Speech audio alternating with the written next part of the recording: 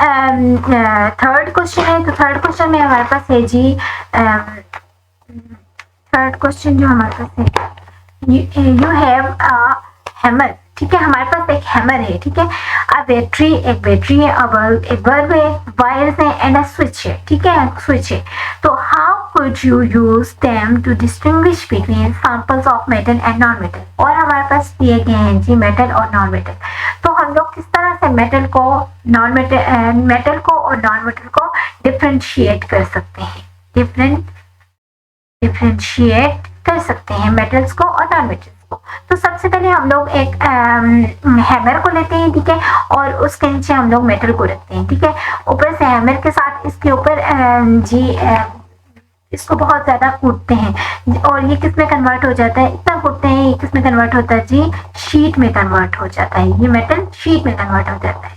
ये मेटल था और ये मेटल किस में कन्वर्ट हो गया, मेटल शीट में कन्वर्ट हो गया, ठीक है। तो इस तरह के ये जो प्रोसेस है, इसको हम लोग किसका नाम दे देंगे, मेलेबिलिटी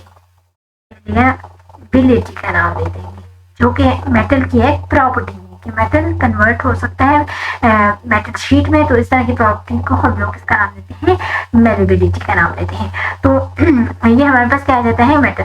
इसी तरह से अगर हम लोग दूसरी, ये एग्जांपल नंबर 1 थी, अब एग्जांपल नंबर 2 की अगर हम बात करते हैं, तो हमारे पास हैमर तो हम लोगों ने यूज कर दिया, अब बैटरी यूज करते हैं, बल्ब यूज करते हैं, वायर्स यूज करते हैं और स्विच बोर्ड यूज करते हैं।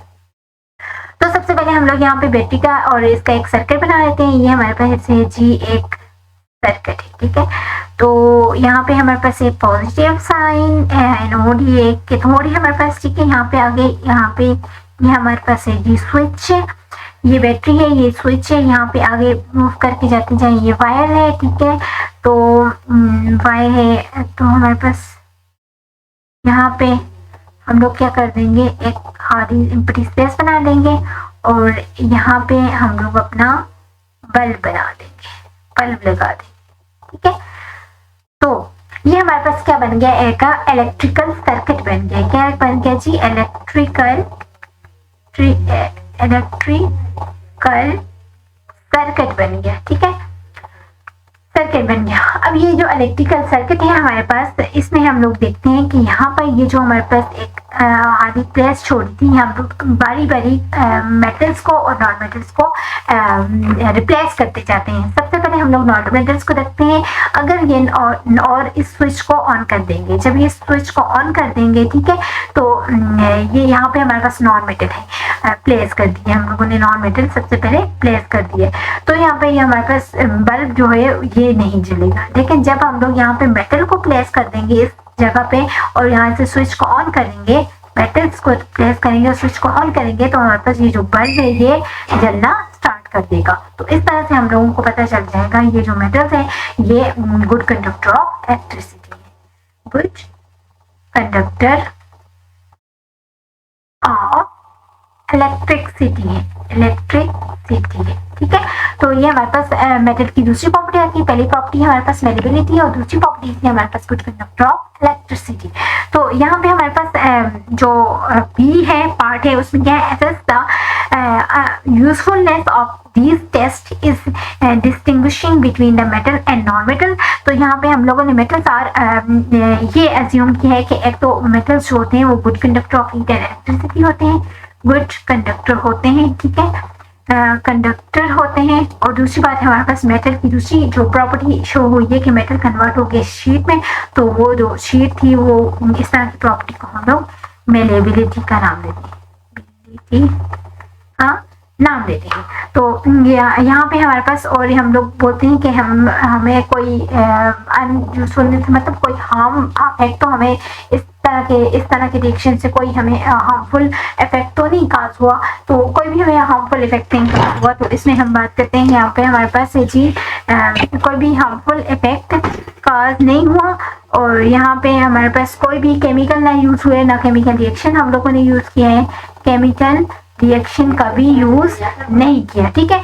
और दूसरी बात हम बात करते हैं कि यहाँ पे हम लोगों ने सारा काम जो किया है तो वो फिजिकली किया है, ठीक है, फिजिकली किया और चेक कर दिया कि मेटल्स और नॉन मेटल्स को डिफ्रेंशिएट कर दिया। कोई भी हम लोगों ने इसमें कोई भी केमिकल रिएक्शन वगैरह इन्वॉल्व नहीं किया।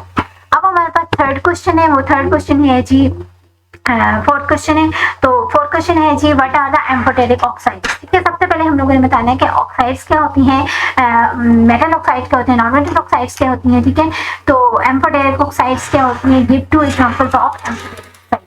तो ये जो हमारा टॉपिक है ये बहुत ज़्यादा इम्पोर्टेंट है। तो इसमें हम लोगों ने बताना है कि मेटल, सबसे पहले हम लोग ये बताएंगे तो मेटल, क्योंकि हम लोग चैप्टर को पढ़ रहे हैं मेटल और नॉन मेटल के चैप्टर को, तो ये जो हमारे पास मेटल के ऑक्साइड्स होते हैं ये बेसिक इन नेचर होते हैं, ठीक है, बेसिक इन नेचर होते हैं।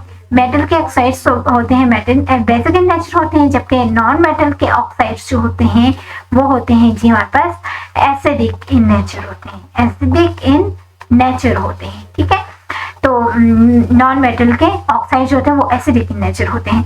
अब हम बात करते हैं कि हमारे पास जो मेटल ऑक्साइड्स होते हैं कुछ जो होते हैं वो हाँ जी, अब देखिए यहाँ पे मेटल ऑक्साइड होते हैं बेसिक इन नेचर और एसिडिक इन नेचर, लेकिन हमारे पास कुछ ऐसे ऑक्साइड्स होते हैं जिनको हम लोग एम्फोटेरिक ऑक्साइड का नाम देते हैं, एम्फोटेरिक ऑक्साइड्स का नाम देते हैं। ये एम्फोटेरिक ऑक्साइड्स होते हैं ये बहुत रिएक्शन, बहुत एसिडिक की तरह भी एक्ट करते हैं और बेसिक की तरह भी एक्ट करते हैं, ठीक है। बहुत act as both acidic as well as basic, ठीक है, as well as basic in nature, बहुत एसिडिक और बेसिक की तरह एक्ट करते हैं। तो इसमें हम लोग एक एग्जांपल लेते हैं। पहले एग्जांपल है जी हमारे पास जिंक ऑक्साइड, ठीक है। जब जिंक ऑक्साइड किसके साथ, HCl के साथ रिएक्शन शो करता है तो क्या चीज बना देता है, ZnCl2 बना देता है और साथ में H2O बना देता है। आप इस क्वेश्चन को बैलेंस करते हैं तो यहाँ पे हमारे पास 2 लगा देते हैं, ZnCl2 बन जाएगा और साथ में H2O बन जाएगा, ठीक है। तो यहाँ पे हमारे पास क्या बना देता है, साल्ट बना देता है। अब हमारे पास Zn ऑक्साइड है, ठीक है, जिंक ऑक्साइड है, तो ये हमारे पास एसिड के साथ रिएक्शन शो करेगा तो ये हमारे पास यहाँ पे ये बेसिक इन नेचर है। और जब ये बेस के साथ NaOH के साथ रिएक्शन शो करेगा तो ये क्या बना देगा,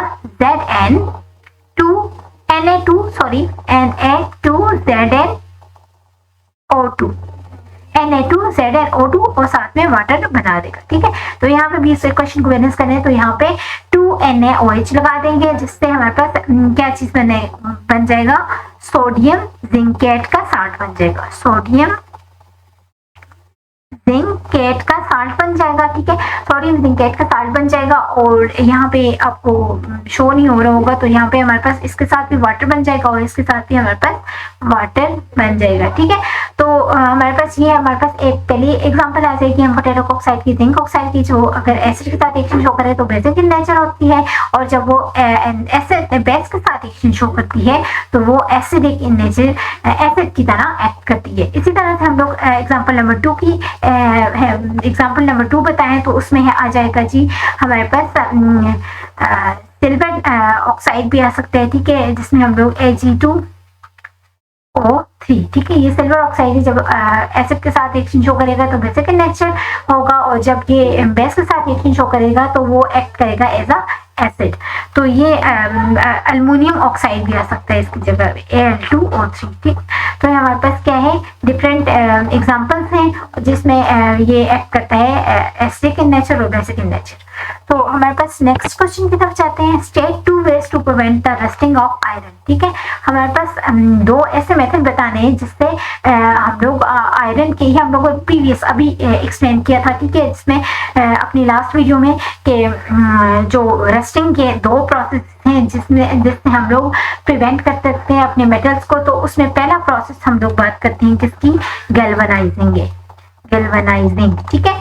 गैल्वेनाइजिंग हमारे पास ऐसा प्रोसेस है जिसमें हम लोग क्या करते हैं, जिंक की कोटिंग करा देते हैं किसके ऊपर, आयरन के ऊपर। जिंक की कोटिंग आयरन के ऊपर जब करा देते हैं, ठीक है, ये हमारे पास आयरन है, इसके ऊपर जिंक की कोटिंग करा देते हैं।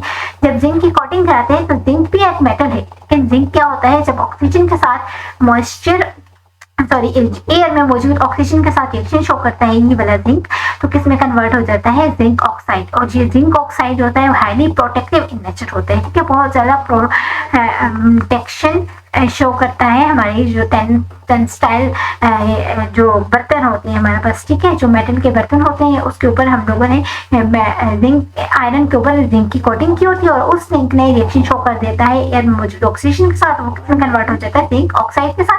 और ये जो जिंक ऑक्साइड होता है ये हमारे खानों के साथ भी मिक्स वगैरह नहीं होता, जस्ट प्रोटेक्टिव कोटिंग के तौर पर एक्ट करता है, ठीक है। तो ये हमारे पास पहला मेथड आ जाएगा। दूसरा मेथड हमारे पास हम बात करते हैं किसकी थी, कि हमारे पास दूसरा बाय ऑयलिंग कर देते हैं हम अपने मेटल के ऊपर, ग्रीसिंग कर देते हैं, इस तरह से हम पेंट लगा देते हैं, पेंटिंग कर देते हैं, ठीक है। तो ये हमारे पास डिफरेंट दो मेथड है, गैल्वेनाइजिंग या फिर ऑयलिंग, ग्रीसिंग, पेंटिंग, ये हमारे पास मेटल को प्रिवेंट रखने के मेथड है रस्टिंग से, ठीक है, आयरन को प्रिवेंट रखने के मेथड है रस्टिंग से। तो हमारे पास नेक्स्ट क्वेश्चन है जी, नेक्स्ट क्वेश्चन क्या है, give reason why copper is used to make hot water tanks and not steel. हमारे पास बोला गया है कि हम लोग कॉपर को क्यों यूज करते हैं, कॉपर को हम लोग हॉट वाटर टैंक्स के लिए क्यों यूज करते हैं, वाटर टैंक्स के लिए क्यों यूज करते हैं, और हम लोग स्टील को क्यों यूज नहीं करते, स्टील को हॉट वाटर टैंक्स के लिए क्यों यूज नहीं करते, ठीक है, टैंक्स के लिए क्यों यूज नहीं करते। तो हमारे पास जो स्टील होता है इसमें मौजूद होता है आयरन, ठीक है। जब ये आयरन इस स्टीम के साथ रिएक्शन शो करता है तो ये जो हमारे पास हॉट वाटर टैंक्स होते हैं उसको किसमें वहाँ पे जो प्रोसेस स्टार्ट हो जाता है वो रस्टिंग का प्रोसेस स्टार्ट हो जाता है। वो रस्टिंग का प्रोसेस होता है वो हार्मफुल होता है और ये हमारे जो टैंक्स होते हैं इसको डिकेइंग की तरफ ले जाते हैं और खराब कर देते हैं। इस वजह से हम लोग जो कॉपर है उसको किसके साथ रिएक्शन करवा देते हैं, हॉट वाटर टैंक्स के साथ रिएक्शन करवा देते हैं, ठीक है। तो यहाँ पे हमारे पास कंक्लूजन क्या निकलता है, कंक्लूजन ये है जी, बेटर आयरन जो है बेटर कंडक्टर ऑफ हीट होता है, ठीक है, सॉरी कॉपर जो है वो बेटर कंडक्टर ऑफ हीट होता है, ठीक है। इस वजह से हम लोग कॉपर को यूज करते हैं एज कम्पेयर टू स्टील। तो थैंक्स फॉर वॉचिंग।